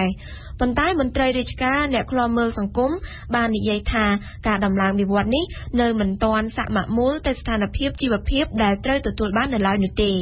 សូមអញ្ជើញស្ដាប់សេចក្តីរាយការណ៍លម្អិតរបស់អឹមណាវិនជុំវិញបញ្ហានេះយុទ្ធសាស្ត្រដំណាក់កាលចតុកោណដំណាក់កាលទី3រាជរដ្ឋាភិបាលនីតិកាលទី5និងបន្តពង្រឹងនិងពង្រីកសមិទ្ធផលនេះដែលរាជរដ្ឋាភិបាលសម្រេចបានក្នុងនីតិកាលទី4កន្លងមកនេះជាការបង្ហាញកម្មវិធីនយោបាយរបស់រដ្ឋាភិបាលអាណត្តិទី5កាលពីថ្ងៃពុធទី25កញ្ញានៅក្នុងកិច្ចប្រជុំគណៈរដ្ឋមន្ត្រីលើកដំបូងដឹកនាំដោយលោកនាយករដ្ឋមន្ត្រីហ៊ុនសែនមួយថ្ងៃក្រោយពីបានប្រសូតឡើងរដ្ឋាភិបាលដែលរងការរិះគន់ពីការបង្កើតឡើងដោយសម្លេងសមាជិករដ្ឋសភាបកតែមួយបានបង្ហាញពីផែនការយុទ្ធសាស្ត្រចតុកោណដំណាក់កាលទី3ជាយុទ្ធសាស្ត្រដែលប្រមុខដឹកនាំហៅថាមានការកែតម្រង់ស៊ីជម្រៅគ្រប់វិស័យមានទាំងបញ្ហាសិទ្ធិមនុស្សបញ្ហាសង្គមសេដ្ឋកិច្ចវប្បធម៌សេវាកម្មសាធារណៈច្បាប់កសិកម្មជាដើមសម្ដៅលើកម្ពុជាជីវភាពប្រជាពលរដ្ឋស្របតាមការចង់បានរបស់ប្រជាពលរដ្ឋនិងស្ថានភាពសង្គមជាក់ស្ដែងទាំងនេះគឺជាអ្វីដែលមានចែងនៅក្នុងសៀវភៅកម្មវិធីនយោបាយរបស់រដ្ឋាភិបាលអាណត្តិទី5ដែលមានកម្រាស់53ទំព័រនិងដែលលោកនាយករដ្ឋមន្ត្រីហ៊ុនសែនបានអាននិងពន្យល់ពេញមួយថ្ងៃទៅដល់មន្ត្រីក្រមអាវ៉ាតរបស់លោកកាលពីម្សិលមិញព្រមទាំងបានផ្សាយបន្តផ្ទាល់តាមកញ្ចក់ទូរទស្សន៍ទៀតផងនីតិកាលទី5រាជរដ្ឋាភិបាលនឹងផ្ដល់អធិភាពទៅលើការអនុវត្តកំណែទម្រង់ប្រព័ន្ធវិវត្តដោយឈលលើគោលការណ៍នៃការកសាងប្រព័ន្ធវិវត្តមួយដែលមានសុខភាពនិងគ្រាមានសមត្ថភាពជំរុញលើកស្ទួយផលិតភាពការងារនិងប្រសិទ្ធភាពនៃសេវាសាធារណៈសមស្របតាមស្ថានភាពនៃកំណើនសេដ្ឋកិច្ចនិងភាពទ្រទ្រង់បាននៃធនធានជាតិការដំឡើងប្រាក់បៀវត្សដល់មន្ត្រីរាជការជាផ្នែកមួយដែលរដ្ឋាភិបាលអាណត្តិថ្មីបានយកចិត្តទុកដាក់ជាខ្លាំងលោកហ៊ុនសែនបានចំណាយពេលពន្យល់នៅត្រង់ចំណុចនេះជាច្រើនម៉ោងចំណុចដែលមន្ត្រីរាជការនៅក្នុងប្រទេសកម្ពុជាចង់បានជាយូរឆ្នាំមកហើយកាលពីម្សិលមិញប្រមុខរដ្ឋាភិបាលបានអះអាងថារដ្ឋាភិបាលថ្មីនេះនឹងដំឡើងប្រាក់បៀវត្សជូនមន្ត្រីរាជការចាប់តាំងពីឆ្នាំ2014តទៅដោយមន្ត្រីថ្នាក់ក្រោមបំផុតនឹងត្រូវទទួលបានប្រាក់បៀវត្ស 40,000 រៀលក្នុងមួយខែមន្ត្រីរាជការស៊ីវិលអបបរមាគឺឡើង 40,000 រៀលលើគាត់យោធិនពលទៅកូនរៀន និងនគរបាលជាតិ45,000 មន្ត្រីរាជការស៊ីវិលប្រមាណជា20,000 នាក់ក្នុងនោះមានគ្រូបង្រៀនបុគ្គលិកតាមក្រសួងមន្ទីររបស់រដ្ឋត្រូវបានគេដឹងថាមានប្រាក់បៀវត្សទាបបំផុតត្រឹមតែជាង 10,000 រៀលដែលស្មើនឹងប្រាក់$25ប៉ុណ្ណោះកម្រិតប្រាក់ខែទាបក្នុងពេលដែលទំនិញគ្រប់មុខមានតម្លៃខ្ពស់បែបនេះការរស់នៅរបស់មន្ត្រីរាជការភាគច្រើនមិនបានសមរម្យនោះឡើយហើយបញ្ហានេះបានក្លាយជាប្រធានបទនៃការឃោសនារកសម្លេងឆ្នោតដ៏ពេញនិយមរបស់គណៈបកប្រឆាំងនៅពេលដែលពួកគាត់បានប្រកាសដំឡើងប្រាក់ខែដល់បុគ្គលិករដ្ឋនៅពេលដែលពួកគេជាប់ឆ្នោតនោះលុះមកដល់ពេលគណៈបកប្រជាជនកម្ពុជាឈ្នះឆ្នោតវិញគណៈបកនេះក៏មិនអាចមើលរំលងបញ្ហានេះបានដែរនៅពេលដែលខ្លួនបានធ្លាក់ការគាំទ្រគួរឲ្យកត់សម្គាល់នោះនៅពេលប្រកាសកម្មវិធីនយោបាយកាលពីម្សិលមិញលោកនាយករដ្ឋមន្ត្រីហ៊ុនសែនមិនត្រឹមតែលើកឡើងពីការដំឡើងប្រាក់បៀវត្សដល់មន្ត្រីរាជការនោះទេលោកក៏បានបញ្ជាឲ្យមន្ត្រីរបស់លោកគិតគូរដំឡើងឋានន្តរស័ក្តិដល់មន្ត្រីរាជការទាំងអស់ទៅតាមច្បាប់ដែលបានកំណត់ផងដែររាជរដ្ឋាភិបាលបន្តយកចិត្តទុកដាក់អនុវត្តឲ្យបានត្រឹមត្រូវនិងប្រកបដោយតម្លាភាពស្របតាមបទបញ្ញត្តិជាព័ត៌មានអំពីការដំឡើងថ្នាក់ឋានន្តរស័ក្តិការប្រឡងផ្ទៃក្នុងដោក្របខ័ណ្ឌមន្ត្រីរាជការស៊ីវិលក្នុងនោះរួមមានទាំងការពិនិត្យឡើងវិញសម្ដៅរៀបចំដំឡើងថ្នាក់ជូនមន្ត្រីរាជការឲ្យបានសមស្របតាមនីតិកភាពផងដែរនៅមុនពេលមានយោបល់ទៅលើការសម្រេចរបស់រដ្ឋាភិបាលថ្មីនេះគ្រូបង្រៀនម្នាក់នៅក្នុងខេត្តសៀមរាបបានលើកឡើងពីគុណវិបត្តិនានាដែលបណ្ដាលមកពីប្រាក់ខែគ្រូបង្រៀនចាយមិនគ្រប់ឲ្យយើងស្ដាប់បន្តិចជាមុនសិនជាទូទៅយើងបានរៀនប៉ុន្តែយើងមិនសូវបានគិតឲ្យបានបដល់ទៅលើគុណភាពនៃការអប់រំណាឧទាហរណ៍ថាបច្ចេកទេសមុនរៀនមើលឲ្យមន្ត្រីរាជការគ្រូបង្រៀននឹងធ្វើកិច្ចតែងការចឹងឲ្យកិច្ចតែងការដែលមាន5ជំហានអញ្ចឹងណាហើយឲ្យគាត់វិភាគអានចុះភៅមើលខ្លឹមសារមេរៀនមុនអញ្ចឹងឲ្យបរៀនសិស្សទៅងាយទទួលបានហើយទីទៅមន្ត្រីរាជការភាគច្រើនគាត់មិនដែលធ្វើកិច្ចតែងការអញ្ចឹងគាត់ទៅដល់បរៀនឆៅនិយាយព្រាវឲ្យតែបានអញ្ចឹងគុណភាពអប់រំនៅឡើយហ្នឹងតែស្អីសម្រាប់ប្រាក់ខែគាត់នៅពេលជីវភាពគ្រូបង្រៀនលំបាកបែបនេះលុះឮថាលោកនាយករដ្ឋមន្ត្រីដឹកនាំប្រទេសជិត30ឆ្នាំមកហើយបានប្រកាសពីការដំឡើងប្រាក់ខែនៅក្នុងអាណត្តិថ្មីបែបនេះលោកសប្បាយចិត្តឬយ៉ាងណាគ្រូបង្រៀនឈ្មោះកុសលដដែលបានឆ្លើយថាគាត់ថាវាមិនទាន់គ្រប់គ្រាន់ទេសម្រាប់ការផ្គត់ផ្គង់គ្រួសារទៅលើការស្លៀកពាក់ទៅលើការស្នាក់នៅហូបចុកចឹងណាទាន់គ្រប់គ្រាន់ទេប្រាក់ខែប៉ុណ្ណឹងឲ្យតែដំឡើងតិចប្រសើរជាងអត់នេះជាការយល់ឃើញរបស់លោកកៅពឿនប្រធានសមាគមមន្ត្រីរាជការឯករាជ្យកម្ពុជាសមាគមមន្ត្រីរាជការឯករាជ្យកម្ពុជាដែលបានធ្វើសកម្មភាពជាច្រើនឆ្នាំមកដើម្បីទាមទារឲ្យរដ្ឋាភិបាលគិតគូរពីជីវភាពរបស់បុគ្គលិករដ្ឋនៅពេលដែលបានឮពីការអះអាងរបស់ប្រមុខរដ្ឋាភិបាលកាលពីម្សិលមិញប្រធានសមាគមមួយនេះមិនអាចនិយាយថាមិនអនោះទេប៉ុន្តែក្រៅពីការអបអរសាទរពីការចាប់ផ្ដើមនេះលោកក៏បានសំណូមពរដល់រដ្ឋាភិបាលរដ្ឋមន្ត្រីប្រធានស្ថាប័នរដ្ឋត្រូវបែងចែកការងារដល់មន្ត្រីរាជការឲ្យបានស្មើគ្នាផងមានមន្ត្រីខ្លះនឹងធ្វើការច្រើនមែនទែនគឺការងារដែលមានលុយមានកាក់នឹងគឺទុកតែក្រុមបកពួករបស់គាត់ទេ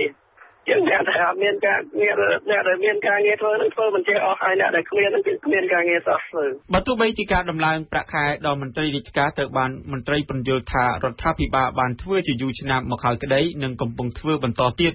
វាជាភារកិច្ចរបស់រដ្ឋយ៉ាងណាក្តីតែនិន្នាការនេះត្រូវបានគេមើលឃើញថាមានសកម្មភាពខ្លាំងក្រោយពីគណៈបកប្រជាជនកម្ពុជា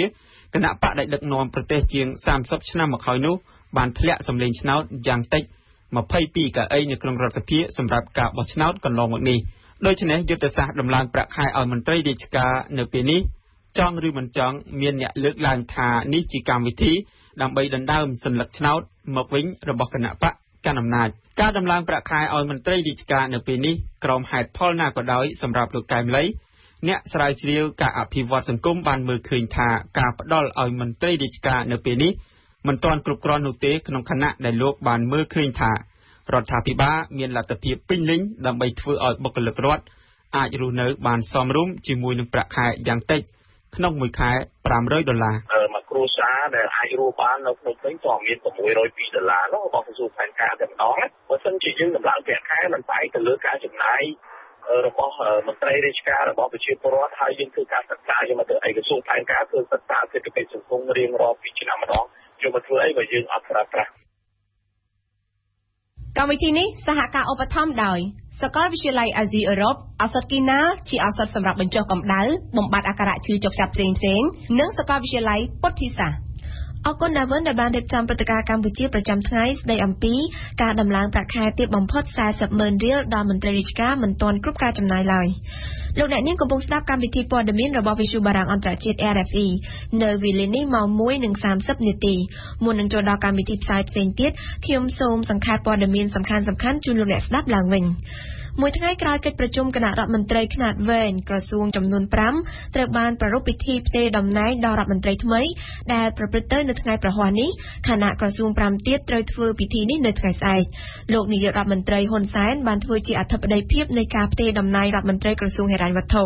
ហើយឧបនាយករដ្ឋមន្ត្រី4រូបទៀតចែកគ្នាធ្វើជាអធិបតីតាមក្រសួងចំនួន4ផ្សេងទៀតកិច្ចប្រជុំគណៈរដ្ឋមន្ត្រីដំបូងកាលពីថ្ងៃពុធក៏ជាឱកាសមួយដែលលោកនាយករដ្ឋមន្ត្រីប្រកាសជំហរចំពោះរបបរាជានិយមផងដែរប្រមុខរដ្ឋាភិបាលចាស់អាណត្តិថ្មីបានសូមឲ្យរដ្ឋាភិបាលនិងមន្ត្រីពាក់ព័ន្ធទាំងស៊ីវិលនិងប្រដាប់អាវុធចូលរួមការពារព្រះមហាក្សត្រនៅព្រឹកថ្ងៃប្រហ័សនេះលោកទាបាញ់រដ្ឋមន្ត្រីការពារជាតិក៏បានប្រកាសដែរថាកងទ័ពនឹងការពារព្រះមហាក្សត្រនិងការពាររដ្ឋធម្មនុញ្ញអង្គការសហប្រជាជាតិកាលពីថ្ងៃពុធបានផ្ដល់ការដាស់តឿនយ៉ាងខ្លាំងអំពីបញ្ហាប្រទេសលីបង់ដែលប្រឈមនឹងវិបត្តិសង្គមប្រសិនបើសហគមន៍អន្តរជាតិមិនជួយដោះស្រាយបញ្ហាជនភៀសខ្លួនស៊ីរីរាប់ម៉ឺនសែននាក់ដែលបានចូលទៅក្នុងប្រទេសលីបង់អង្គការសហប្រជាជាតិនិយាយថាជនភៀសខ្លួនស៊ីរីដែលបានចុះបញ្ជីក្នុងប្រទេសលីបង់បានកើនដល់760,000 នាក់ហើយនឹងកើនដល់1លាននាក់នៅដំណាច់ឆ្នាំនេះចំណែករដ្ឋាភិបាលលីបង់បានប៉ាន់ប្រមាណថា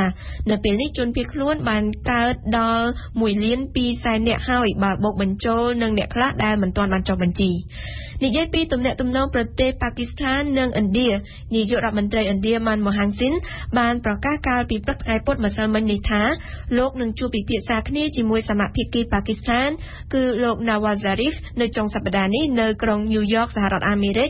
នៅក្រៅមហាសន្និបាតរបស់អង្គការសហប្រជាជាតិគិតចាប់ពីឆ្នាំ2010មកនេះជាលើកទី1ហើយដែលមេដឹកនាំកម្ពុជានៃរដ្ឋាភិបាលឥណ្ឌានិងប៉ាគីស្ថានត្រូវជួបគ្នាជាថ្មីម្ដងទៀតទេសនាព្រឹត្តិការណ៍ពិភពលោកលោកប្រធានាធិបតីបារាំង François Hollande បានរុះរាន់ទូរស័ព្ទភ្លាមទៅអបអរជ័យជំនះរបស់លោកស្រី Angela Merkel តាំងពីប្រលប់ថ្ងៃអាទិត្យទី22កញ្ញាប្រមុខដឹកនាំទាំងពីរបានសម្ដែងចេតនាបន្តការងាររួមគ្នាដៃក្នុងដៃនិងដើម្បីបង្ខិតបារាំងនិងអាល្លឺម៉ង់ឲ្យកាន់តែចូលចិត្តគ្នានិងដើម្បីបន្តធ្វើសហប្រតិបត្តិការស្អិតរមួតស្ថាបនាអឺរ៉ុបជំនះលើឧបសគ្គថ្មីចំពោះមុខសូមលោកអ្នកនាងស្ដាប់សេចក្តីរាយការណ៍លម្អិតរបស់អៀងសុកមិញលោកប្រធានាធិបតីបារាំងរងចាំជោគជ័យរបស់លោកស្រី Angela Merkel ក៏ប៉ុន្តែលោក François Hollande សង្ឃឹមចង់ឃើញអាល្លឺម៉ង់មានរដ្ឋាភិបាលចម្រុះជាលបាយរវាងគណៈបកគ្រីស្ទនិកប្រជាធិបតេយ្យនិងគណៈបកសង្គមប្រជាធិបតេយ្យដែលជាគណៈបកប្រឆាំងដើម្បីឲ្យអឺរ៉ុបដែលកំពុងអង្រួនទៅដោយវិបត្តិនោះមានលំនឹងនយោបាយហើយបន្ទាប់ពីបានទៅប៉ះប្រផុតប្រផោយនឹងសម្លេងភាគច្រើនដាច់ខាតនៅក្នុងរដ្ឋសភាគណៈបករបស់លោកស្រី Angela Merkel មានពេល 2-3 សប្តាហ៍សម្រាប់បង្កើតសមាជិករដ្ឋាភិបាលថ្មីហើយអ្វីដែលប្រកាសបំផុតនោះគឺលោកស្រីប្រមុខរដ្ឋាភិបាលកាន់តែរឹងមាំខ្លាំងនៅលើឆាកនយោបាយរបស់អឺរ៉ុបនយោបាយអឺរ៉ុបក៏ជាចំណែកមួយដែលបានតាក់ទាញទឹកចិត្តបណ្ដាជនអាល្លឺម៉ង់យ៉ាងខ្លាំងឲ្យបោះឆ្នោតគាំទ្រលោកស្រីនៅក្នុងពេលបោះឆ្នោតកាលពីថ្ងៃអាទិត្យទី22កញ្ញាក្លិនឡងទៅថ្មីនេះបើតាមការស្ទង់មតិមួយលោកស្រី Angela Merkel គឺជាប្រមុខដឹកនាំដ៏កម្រម្នាក់នៅអឺរ៉ុបដែលអាចឈរតោងអំណាចនេះបានបើទោះបីជាប្រទេសកំពុងតែមានវិបត្តិយ៉ាងណាក៏ដោយបើតាមតំណាងរាស្ត្រអឺរ៉ុបនៃគណៈបកស្ដាំនិយមបារាំង UMP លោកស្រី Angela Merkel ចេះតាក់ទាញពន្យល់បណ្ដាជនអាល្លឺម៉ង់ឲ្យយល់អំពីភាពចាំបាច់នៃការជួយសង្គ្រោះប្រាក់អឺរ៉ូ ជាក់ស្ដែងគណៈបកដែលប្រឆាំងនឹងរូបិយវត្ថុនេះបានទទួលការគាំទ្រមិនដល់ 5% ផងដូច្នេះគ្មានវត្តមាននៅក្នុងសភាហើយក៏គ្មានទម្ងន់អ្វីដែលអាចដាក់បន្ទុកមកលើរដ្ឋាភិបាលថ្មីអាល្លឺម៉ង់ឡើយជាពិសេសទៅលើការបោះឆ្នោតសភាអឺរ៉ុបនៅខែឧសភាឆ្នាំ 2014 នៅលើឆាកនយោបាយអឺរ៉ុបសេចក្តីសម្រេចចិត្តធំៗនិងសំខាន់ៗត្រូវផ្អាកនិងព្យួរទុករាប់ចាប់តាំងពី 3 ខែមកហើយពលគឺតាំងពីអាល្លឺម៉ង់ជាប់រវល់ឃោសនាបោះឆ្នោតសភានេះទាំងវិបត្តិក្រិចរហូតដល់វិបត្តិនៅប្រទេសប៉ុស្តិ៍ហ្គាល់និងរាល់បណ្ដាប្រទេសរស់ពឹងជំនួយអ្នកជិតខាងផ្សេងៗទៀតត្រូវទុកចោលមួយអន្លើសិនបើទោះបីជាប្រទេសនោះប្រាថ្នាចង់បានប្រាក់ឧបត្ថម្ភហិរញ្ញវត្ថុបន្ថែមដើម្បីបន្តជីវិតរស់យ៉ាងណាក៏ដោយម្យ៉ាងវិញទៀតថ្មីត្បិតតែវិបត្តិហិរញ្ញវត្ថុនេះហាក់ដូចជាបានធូរស្បើយបន្តិចមែនក៏ប៉ុន្តែប្រធានបទបង្កើតសហភាពធនាគារនៅតែអស់បន្លាយនៅឡើយលោកស្រីអង់ក្លាម៉ាកែលបានដាក់លក្ខខណ្ឌប្រសិនបើចង់បង្កើតឲ្យមានសហភាពធនាគារអឺរ៉ូឲ្យស្ថិតនៅក្រោមការត្រួតពិនិត្យរបស់ធនាគារអឺរ៉ុបគម្រោងពង្រឹងវិស័យធនាគារនេះគឺជាផែនការសំខាន់មួយរបស់សហភាពអឺរ៉ុបក៏ប៉ុន្តែអាល្លឺម៉ង់ប្រឆាំងនឹងសំណើដាក់ឲ្យគណៈកម្មការអឺរ៉ុបជាស្នូលនៃចំណាត់ការដោះស្រាយវិបត្តិធនាគារនេះពីព្រោះសម្រាប់អាល្លឺម៉ង់គ្មានហេតុផលអ្វីដែលត្រូវផ្ទេរអំណាចទៅឲ្យអាជ្ញាធរអឺរ៉ុបសម្រាប់រំលាយឬក៏ចាក់សាច់ប្រាក់បញ្ចូលទៅក្នុងស្ថាប័នណាមួយជួបការលំបាកនោះឡើយដរាបណាមូលនិធិជាតិគឺជាអ្នកផ្ដល់ហិរញ្ញប្បទានចំពោះប្រតិបត្តិការទាំងអស់នោះនៅក្នុងអំឡុងពេលឃោសនាបោះឆ្នោតលោកស្រីនាយករដ្ឋមន្ត្រីអាល្លឺម៉ង់មានការប្រុងប្រយ័ត្នបំផុតចំពោះប្រធានបទអឺរ៉ុបនេះពីព្រោះដឹងថាការជួយសង្គ្រោះតំបន់ចាយប្រាក់អឺរ៉ូគឺជាចំណុចដ៏រសើបបំផុត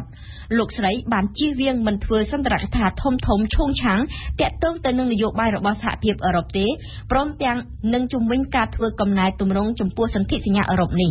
ពីព្រោះគ្មានហេតុផលអ្វីសម្រាប់លោកស្រីអង់ក្លាម៉ាកែលដែលត្រូវបំផ្លាញបំណុលទាំងអស់នោះឡើយប៉ុន្តែជាមួយនឹងជោគជ័យព្រមទាំងទំនុកចិត្តផ្ដល់ដោយប្រជាពលរដ្ឋអាល្លឺម៉ង់តាមរយៈសម្លេចឆ្នោតនៅថ្ងៃទី22កញ្ញាឆ្នាំ 2013លោកស្រីអង់ក្លាម៉ាកែលកាន់តែរឹងមាំនិងមិនត្រូវបដូរទិសដៅនយោបាយឬក៏ពេលវេលាឬក៏ត្រូវត្រឡប់មកទទួលបន្ទុកអំពាវនាវហៅប្រទេសជិតខាងរាប់ទាំងប្រទេសបារាំងផងឲ្យធ្វើកំណែទម្រង់សេដ្ឋកិច្ចឡើយក៏ប៉ុន្តែលោកស្រីពិតណាស់ថានឹងចង់ឃើញហិបថវិកាជាប្រទេសនីមួយៗបានប្រសើរឡើងលោកស្រីមិនមែនគ្មានសម្ពាធទេនៅពី3សប្តាហ៍ទៀតខាងមុខនេះតុលាការធម្មនុញ្ញអឺរ៉ុបនឹងត្រូវសម្រេចកំណត់កាតព្វកិច្ចរបស់ធនាគារកណ្ដាលអឺរ៉ុបក្នុងការជួយស្រោចស្រង់ប្រទេសជួបការលំបាកសេចក្តីសម្រេចចិត្តដែលនឹងអាចផ្ដល់សន្ទុះដល់វិបត្តិប្រាក់បំណុលនិងបង្ខំឲ្យមេដឹកនាំប្រទេសនៅក្នុងសហភាពអឺរ៉ុបទាំងអស់ពន្លឿនការធ្វើកំណែទម្រង់សហភាពអឺរ៉ូស្ដាប់វិទ្យុបារាំង RFE ពិភពលោកស្ថិតនៅក្នុងដៃរបស់លោកអ្នក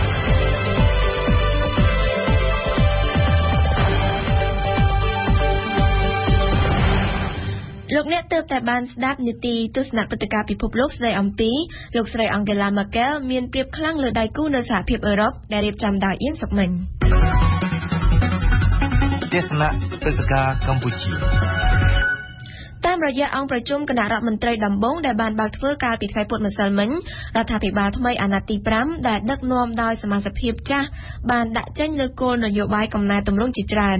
ទន្ទឹមនឹងនោះលោកនាយករដ្ឋមន្ត្រីហ៊ុនសែនក៏បានប្រមានយ៉ាងធ្ងន់ធ្ងរឲ្យមន្ត្រីរបស់ខ្លួនបដូរអេរយាប័តចាស់ហើយផ្លាស់គំនិតថ្មីនិងរបៀបដឹកនាំថ្មី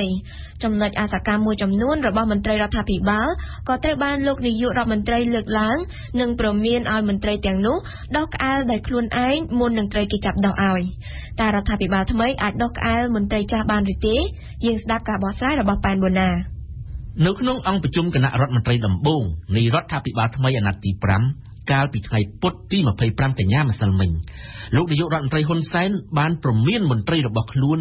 ឲ្យផ្លាស់ប្ដូរឥរិយាបថហើយត្រូវដោះក្អែលជំរះកំអែលចាស់ឲ្យស្អាតដើម្បីដឹកនាំរដ្ឋាភិបាលថ្មីប្រមុខរដ្ឋាភិបាលដែលកាន់អំណាចជិត30ឆ្នាំហើយដែលហាក់បានស្គាល់យ៉ាងច្បាស់ចំណុចខ្សោយរបស់មន្ត្រីក្រមអាវ៉ាតនោះក៏បានប្រមានទៀតថាប្រសិនបើមន្ត្រីណាមិនព្រមដោះក្អែលដោយខ្លួនឯងទេ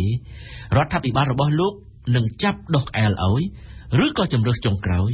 គឺត្រូវទទួលការព្យាបាលមានន័យថាត្រូវទទួលទណ្ឌកម្ម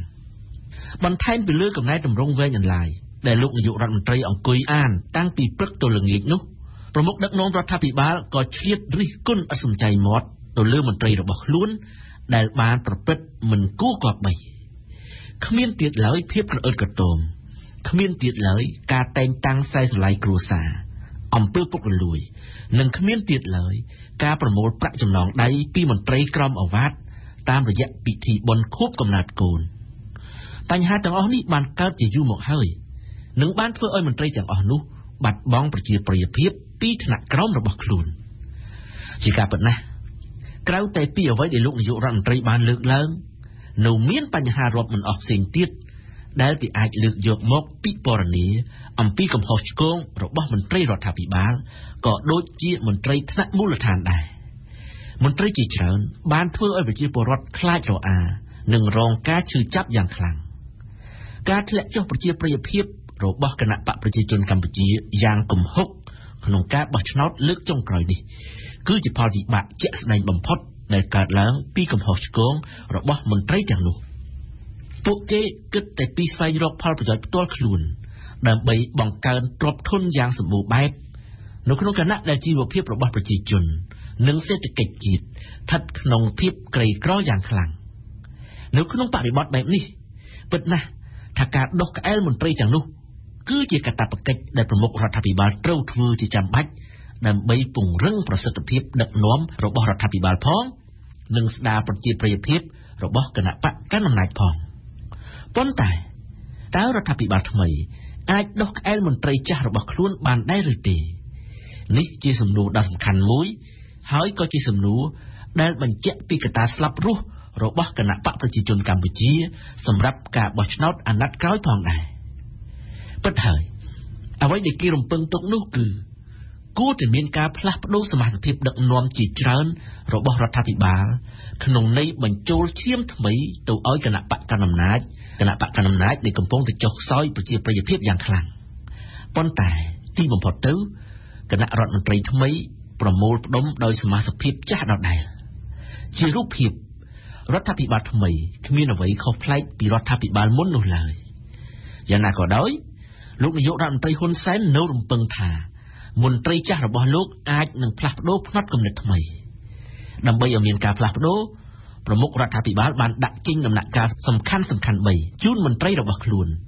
ទី1ត្រូវដោះក្អែលដោយខ្លួនឯង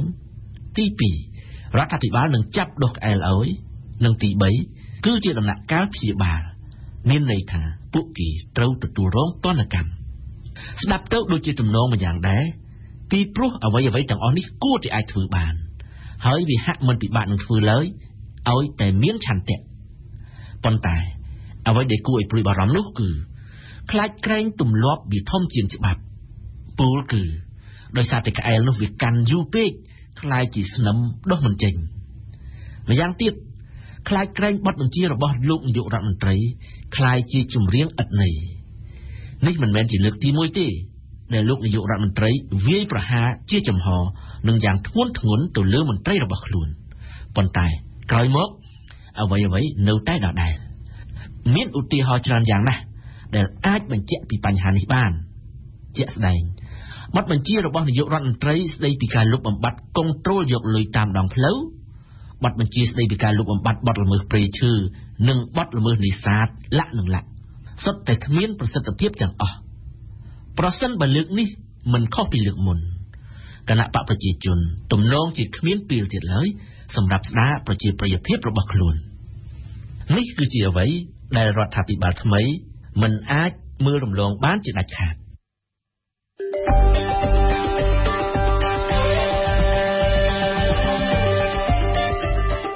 ស្ដាប់កម្មវិធីព័ត៌មានរបស់វិទ្យុបារាំង RFI ពីម៉ោង 7 ដល់ម៉ោង 8 ព្រឹកពីម៉ោង 1 ដល់ម៉ោង 2 រសៀលនិងពីម៉ោង 7 ដល់ម៉ោង 8 យប់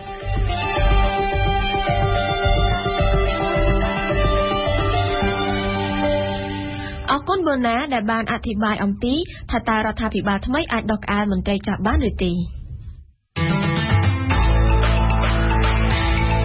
Chronique bilingue Joseph Tadpé នាទីខ្ញុំនិយាយពីភាសាដោយថៃដេត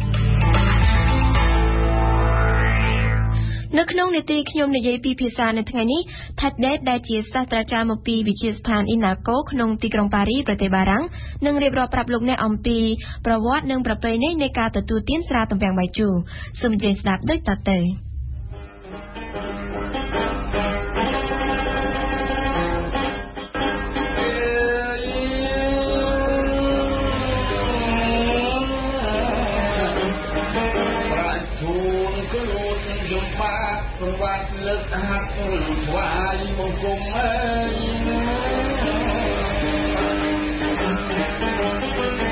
ម្រាបសួរប្រិយមិត្តអ្នកស្ដាប់ជាទីមេត្រី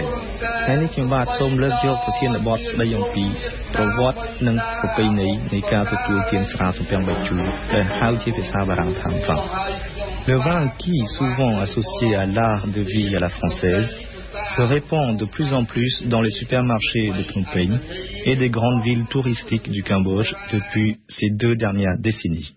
Mais l'histoire de vigne et du vin remonte à la préhistoire et sa domestication daterait du début de l'agriculture, c'est-à-dire avant même que la France existe en tant que pays.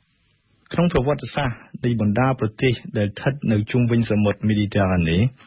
ស្រាទំពាំងបាយជូរបានដើរតួនាទីដ៏សំខាន់ក្នុងផ្នែកវប្បធម៌និងផ្នែកសេដ្ឋកិច្ចនៃប្រទេសទាំងនោះរហូតដល់ក្លាយជានិមិត្តរូបចម្បងមួយក្នុងអក្សរសិល្ប៍និងជំនឿសាសនាទាំងពួងក្នុងតំបន់នេះ L'histoire de la vigne se confond avec celle du bassin méditerranéen. Il y a plus d'1 million d'années, la vigne y poussait déjà sous forme de vigne sauvage, une sorte de liane qui n'a qu'une très lointaine ressemblance avec nos modernes cépages. អ្នកបុរាណវិទ្យាសន្និដ្ឋានថាការបន្សាំងដើមទំពាំងបាយជូរព្រៃដែលជាវល្លិឲ្យคล้ายជាដំណាំចម្ការប្រហែលបានចាប់មានឡើងនៅអំឡុងពេល 7000 ឆ្នាំមុនគ្រិស្តសករាជនៅតំបន់ខាងកើតនៃសមុទ្រមេឌីទែរ៉ាណេគឺតំបន់អាស៊ីដែលជាប់នឹងព្រំប្រទល់អឺរ៉ុបចម្ការទំពាំងបាយជូរនិងផលិតកម្មស្រាដែលធ្វើចេញពីដំណាំនេះដែលមានអាយុកាលចាស់ជាងគេក្នុងប្រវត្តិសាស្ត្រអ្នកស្រាវជ្រាវបានរកឃើញដាននៅប្រទេសអាមេនីអេស៊ីបស៊ីរីអ៊ីរ៉ង់និងប្រទេសអ៊ីស្រាអែលសព្វថ្ងៃក្រោយមកការដាំដុះដើមទំពាំងបាយជូរដើម្បីផលិតស្រាបានសាយចូលក្នុងប្រទេសផ្សេងៗតាមជុំវិញឆ្នេរសមុទ្រមេឌីទែរ៉ាណេ Les Grecs, initiateurs de la viticulture en Europe méditerranéenne, sont relayés dans leur œuvre civilisatrice par les Romains, la Sicile et l'Italie du Sud d'abord, les régions méditerranéennes de la France et de l'Espagne ensuite, jusqu'au rivage de l'Atlantique. Le premier vignoble français s'implanta à Massalia, aujourd'hui Marseille, grâce à ses fondateurs phocéens vers 600 ans avant Jésus-Christ. តែនៅពេលនោះដំណាំទំពាំងបាយជូរនៅពុំទាន់មានគ្រប់តំបន់ក្នុងស្រុកបារាំងឬនៅទូទាំងទ្វីបអឺរ៉ុបនៅឡើយទេយើងត្រូវរងចាំឆ្នាំ 50 មុនគ្រិស្តសករាជពេលពួកជនជាតិរ៉ូមដាក់អាណានិគមពាសពេញទ្វីបអឺរ៉ុបទើបដំណាំទំពាំងបាយជូរមានផលិតតាមបណ្ដាតំបន់ខាងជើងនិងខាងលិចនៃទ្វីបអឺរ៉ុបគឺប្រទេសបារាំងប្រទេសអេស្ប៉ាញប្រទេសអាល្លឺម៉ង់ប្រទេសអង់គ្លេសឡាក់ Ce développement viticole du nord au sud, de l'est à l'ouest, s'explique d'une part par la richesse que procure le vin, d'autre part par les difficultés du transport du vin, surtout terrestre, qui en freinent la circulation marchande. នៅសម័យកណ្ដាលនៃប្រវត្តិសាស្ត្រអឺរ៉ុបគឺរវាងសតវត្សទី 4 និងសតវត្សទី 15 នៃគ្រិស្តសករាជ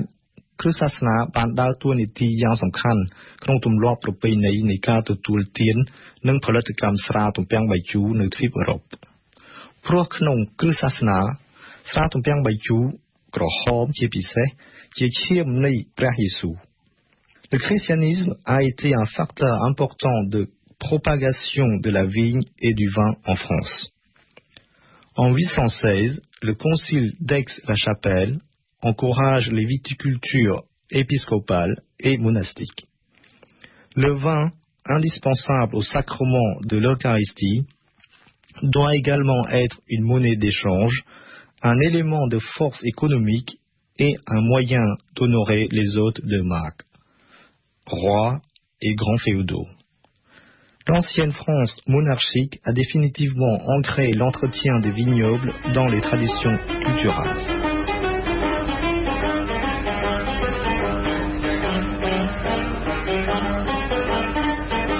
Leពេលជនជាតិអឺរ៉ុបរកឃើញទ្វីបអាមេរិកនៅឆ្នាំ1492 អารយធម៌អឺរ៉ុបបាននាំទំនៀមទម្លាប់និងប្រពៃណីពាក់ព័ន្ធនឹងស្រាទំពាំងបាយជូរទៅជាមួយខ្លួនផងដែរបន្ទាប់មកអารយធម៌នេះបានចូលដល់តំបន់ទាំងឡាយដែលពួកអឺរ៉ុបបានទៅដាក់អាណានិគមឬបានធ្វើជំនួញជាមួយ Depuis l'origine, la vigne et le vin ont marqué de leur empreinte la géographie et l'économie, l'archéologie et l'histoire, les mythologies et les religions, les arts et les traditions, le droit et la médecine, les paysages et les architectures. On peut ainsi rappeler le dieu Bacchus chez les Romains, Dionysos chez les Grecs, représenté par d'innombrables peintres et sculpteurs, dont Michel-Ange, Velázquez et surtout les fresques de Pompéi, entre autres. Le rôle du vin, déjà présent dans les textes bibliques, n'est plus à démontrer dans la symbolique chrétienne. នៅប្រទេសបារាំងចាប់តាំងពីដើមដំបូងនៃប្រវត្តិសាស្ត្របារាំងទំនៀមទម្លាប់តាក់ទងនឹងការទទួលទាននិងផលិតកម្មស្រាទំពាំងបាយជូរបានคล้ายជាវប្បធម៌នៃការហូបចុកស្រាទំពាំងបាយជូរមាន3ប្រភេទស្រាក្រហមចាស់ស្រាសស្រាក្រហមខ្ចី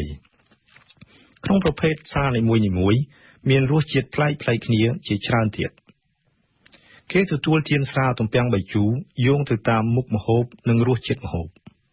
Comme plus d'un accord est souvent possible, l'harmonie des vins et des mets est plutôt subjective. Toutefois, vous pouvez ajuster un accord en fonction de vos goûts. L'harmonie est optimale quand les saveurs s'harmonisent subtilement pour offrir un mariage qu'elles n'auraient pu offrir séparément.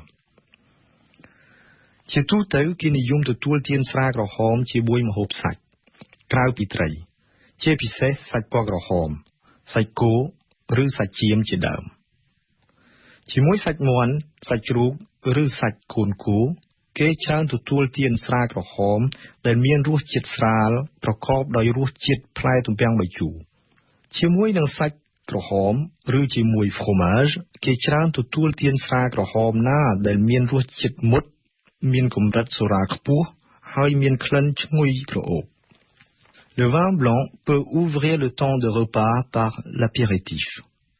Ensuite, pendant le repas, le blanc accompagne très bien les légumes, fruits de mer et le poisson.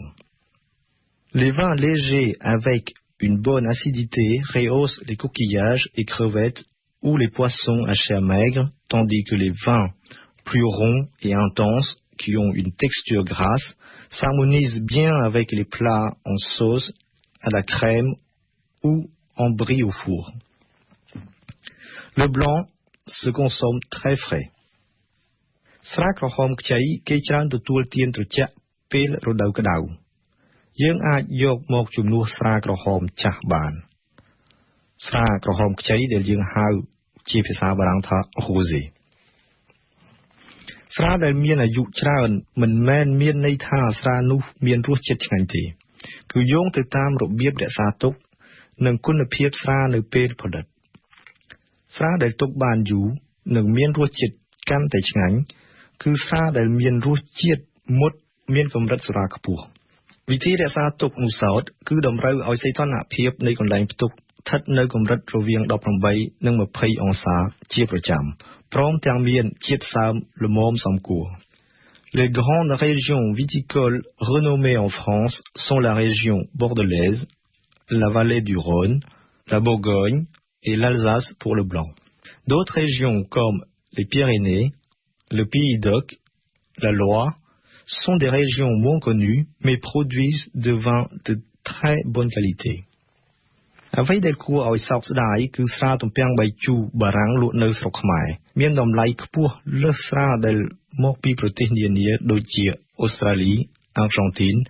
ឬ Chili. Entre un vin français et un vin chilien, pour le même rapport de prix, le vin chilien est meilleur en goût. កម្មវិធីនិយាយពីភាសារបស់យើងនៅថ្ងៃនេះសូមបញ្ចប់ត្រឹមនេះសិន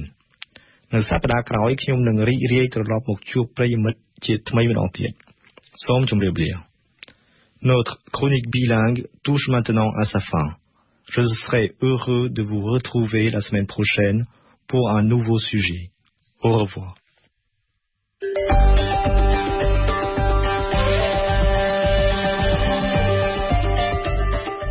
ភូមិសាស្ត្រនយោបាយអក្សរសិល្ប៍បារាំងរៀនភាសាបារាំងប្រវត្តិសាស្ត្រពិភពលោកប្រវត្តិសាស្ត្រនិងអក្សរសិល្ប៍ខ្មែរមាននៅតែវិទ្យុបារាំង RFI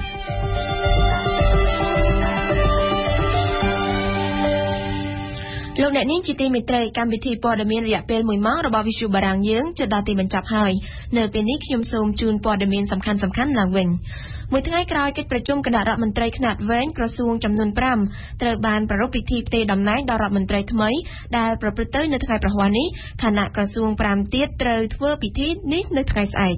លោកនាយករដ្ឋមន្ត្រីហ៊ុនសែនបានធ្វើជាអធិបតីភាពនៃការផ្ទេរតំណែងរដ្ឋមន្ត្រីក្រសួងហិរញ្ញវត្ថុហើយឧបនាយករដ្ឋមន្ត្រី4រូបទៀតចែកគ្នាធ្វើជាអធិបតីតាមក្រសួងចំនួន4ផ្សេងទៀតកិច្ចប្រជុំគណៈរដ្ឋមន្ត្រីដំបូងកាលពីថ្ងៃពុធក៏ជាឱកាសមួយដែលលោកនាយករដ្ឋមន្ត្រីប្រកាសជំហរចំពោះរបបរាជានិយមផងដែរប្រមុខរដ្ឋាភិបាលចាស់អាណត្តិថ្មីបានសូមឲ្យរដ្ឋាភិបាលនិងមន្ត្រីពាក់ព័ន្ធទាំងស៊ីវិលនិងប្រដាប់អាវុធចូលរួមការពារព្រះមហាក្សត្រនៅព្រឹកថ្ងៃប្រហ័សនេះលោកទាបាញ់រដ្ឋមន្ត្រីការពារជាតិក៏បានប្រកាសដែរថាកងទ័ពនឹងការពារព្រះមហាក្សត្រនិងការពាររដ្ឋធម្មនុញ្ញអង្គការសហប្រជាជាតិកាលពីថ្ងៃពុធបានផ្ដល់ការដាស់តឿនយ៉ាងខ្លាំងអំពីបញ្ហាប្រទេសលីបង់ដែលប្រឈមនឹងវិបត្តិសង្គមប្រសិនបើសហគមន៍អន្តរជាតិមិនជួយដោះស្រាយបញ្ហាជនភៀសខ្លួនស៊ីរីរាប់ម៉ឺនសែននាក់ដែលបានចូលទៅប្រទេសលីបង់អង្គការសហប្រជាជាតិនិយាយថាជនភៀសខ្លួនស៊ីរីដែលបានចុះបញ្ជីក្នុងប្រទេសលីបង់បានកើនដល់ 760,000 នាក់ហើយនឹងកើនដល់ 1 លាននាក់នៅដំណាច់ឆ្នាំនេះប៉ុន្តែរដ្ឋាភិបាលលីបង់បានប៉ាន់ប្រមាណថានៅពេលនេះជនភៀសខ្លួនបានកើនដល់ 1 លាន 2 សែននាក់ហើយបើបូកបញ្ចូលនឹងអ្នកខ្លះដែលមិនទាន់បានចុះបញ្ជី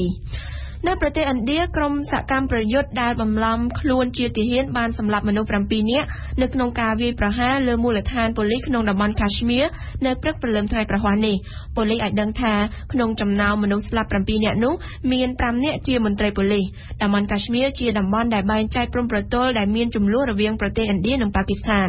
ក្រុមឧទាមរាប់សិបនាក់បានវាយប្រហារលើកងកម្លាំងឥណ្ឌាតាំងពីឆ្នាំ 1989 ដើម្បីទាមទារដាក់បញ្ចូលតំបន់ជម្លោះនោះទៅក្នុងប្រទេសប៉ាគីស្ថាននិយាយអំពីទំនាក់ទំនងប្រទេសទាំងពីរគឺឥណ្ឌានិងប៉ាគីស្ថាននេះនាយករដ្ឋមន្ត្រីឥណ្ឌាម៉ាន់ម៉ូហាំងស៊ីនបានប្រកាសកាលពីព្រឹកថ្ងៃពុធម្សិលមិញនេះថា